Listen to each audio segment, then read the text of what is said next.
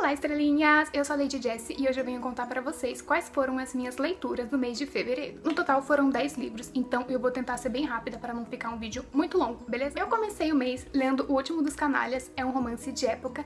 Aqui a gente vai conhecer um duque, esse duque está perambulando pelas ruas de Londres quando vê uma possível donzela em perigo e vai lá, né, disposto a ajudar, mas quando ele chega lá, ele se surpreende porque essa tal donzela em perigo não é nada uma donzela em perigo, ela não precisa da ajuda dele, então eles acabam tendo um debate onde ela sai levando a melhor. E como isso é um absurdo pra ele, ele tá disposto a se vingar dela, mas não vai ser tão fácil, gente, porque aqui a mocinha é super determinada, ela é, se eu não me engano, acho que ela é uma jornalista, e não vai deixar tão barata assim não, ela não vai se render aos charmes dele, e a gente vai ver aqui o desenrolar de uma história muito, muito bacana. O que eu mais gostei desse livro foi o fato dele mostrar uma Londres completamente diferente do que a gente tá acostumado.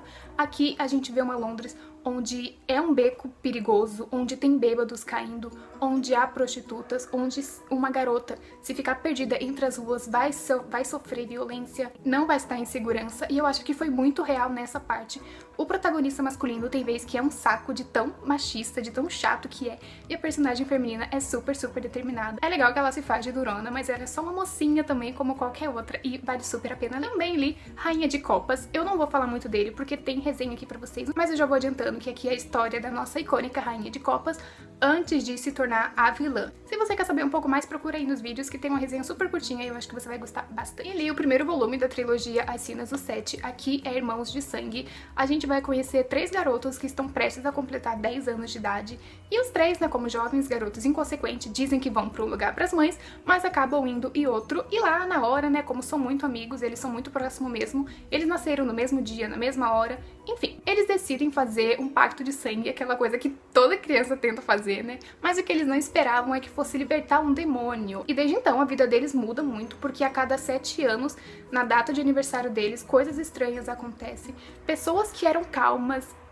acabam fazendo coisas horríveis, matam, estupram, roubam, agridem. E com a chegada de mais 3 personagens femininas que estão envolvidas disso de alguma forma ou de outra, eles vão tentar fazer todo o possível para conseguir derrotar esse grande vilão, esse grande demônio. Quem já leu algum livro da Nora Roberts com essa pegada mais fantástica, tá acostumado com a escrita dela. É uma escrita bem leve, bem lenta em alguns assuntos, ficam um tanto cansativos, porque aqui eles estão sempre buscando informação, então estão sempre conversando, sempre dialogando, então isso cansa um pouco às vezes. Mas eu gosto muito do elo de amizade que a Nora Roberts sempre cria nas histórias delas, aquela sensação de familiaridade, sabe, com os personagens, com o lugar onde eles moram, e isso ela faz muito, muito bem. Eu fui na casa de uma amiga e lá ela tinha o livro Docilar, da Tilly Colley, então não tinha muito o que fazer, eu li enquanto estava lá. E eu vou dizendo que foi uma bela de uma decepção, porque eu li Mil Beijos de Garoto e amei, e essa história eu achei muito, muito, muito ruim. A gente vai conhecer aquela típica garota nerd, estuda, sabe, que foca nos estudos, e aquele cara bad boy que todo mundo conhece, que é o marrento, e os dois vão se relacionar, mas na minha opinião é um relacionamento totalmente não abusivo e não errado, mas errado. E isso, é ele se relacionando, é a gente conhecendo os problemas familiares dele, que não conseguiu me convencer, não conseguiu fazer com que eu entrasse na história, com que eu fizesse, nossa, que drama interessante, que história bacana. Não foi isso, e o relacionamento deles, principalmente em algumas partes, é muito, muito estranho. E aí foi bem decepcionante. E pra tirar o gosto ruim da boca, que foi, né, o Docilar, eu peguei o Pode Beijar a Noiva da Patricia Cabot, que a gente vai conhecer uma protagonista que ela tem um dinheiro aí pra receber, mas pra isso ela precisa se casar, né, independente de quem seja o homem, só precisa se casar. E vários homens da vila onde ela mora tá disposto a isso, né, mais do que quer casar com ela, porque vai receber o quê? 10 mil libras? Ai, nem lembro mais, gente, já esqueci. Mas um cara do passado dela que volta e não vai deixar isso tão fácil. Esse cara que volta é o primo do falecido marido dela e ele vai tentar descobrir o que aconteceu.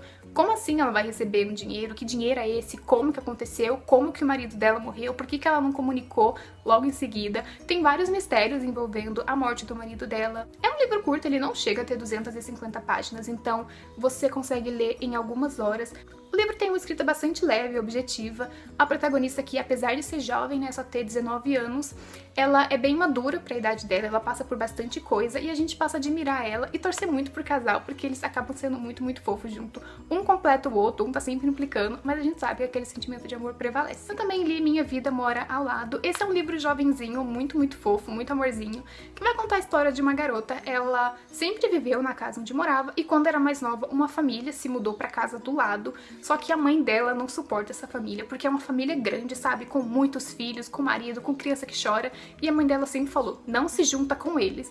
Mas quando ela cresce, quando ela tá lá com seus 17 anos, ela acaba se envolvendo com um dos filhos dessa família. E vai passar por um dilema porque a mãe nunca aprovaria, e tem um problema com isso, tem problema com aquilo. Eu fiquei bastante irritada em algumas partes do livro, porque a menina é muito submissa à mãe. A mãe dela tem muito poder sobre ela, e impõe muita coisa, que ela seja a filha perfeita, que ela faça isso, que ela faça aquilo, que ande com fulano, que não ande com ciclano. Mas conforme o livro vai passando, a gente vai ver ela tendo mais voz, aprendendo a dizer não e batendo de frente com a mãe. O final do livro foi bem ruinzinho, na minha opinião, mas a gente releva, porque tem um protagonista masculino muito, muito amorzinho, tem uma família super divertida, você se sente acolhido, você se sente dentro dela, então valeu muito a pena. O próximo livro foi uma leve decepção, que é Jack Stripador, Rastros de Sangue. Ele foi bem hypado na hora que saiu, acho que todo mundo conhece, né? É a história de uma jovem que não gosta de chá, não gosta de bailes, ela gosta de ficar abrindo e dissecando corpos junto com seu tio. Mas quando uma série de assassinatos a mulheres acontece, ela vai atrás de descobrir quem é esse tal Jack o Estripador. O que mais me incomodou nesse livro foi o fato de ser a história do Jack o Estripador. Porque, gente, você olha aqui, o nome do título é Jack o Estripador. E as únicas coisas que a gente tem do Jack em si são os corpos das vítimas e o final, que é quando a gente sabe quem é. Então isso é um tanto quanto chato, porque o Jack, ele é um personagem muito, muito famoso, e embora seja aqui, sei lá, mais fictício, eu esperava mais dele. A gente tem muito da protagonista, dos conflitos da vida dela, e do Jack em si a gente não tem nada. O final dele foi bem decepcionante, descobrir quem foi o Jack, os motivos dele também foi super decepcionante, mas eu devo culpar a mim mesma, porque eu acho que eu tava tão eufórica, tão ansiosa pra conhecer essa história, que fiquei com muita expectativa, mas acontece, gente.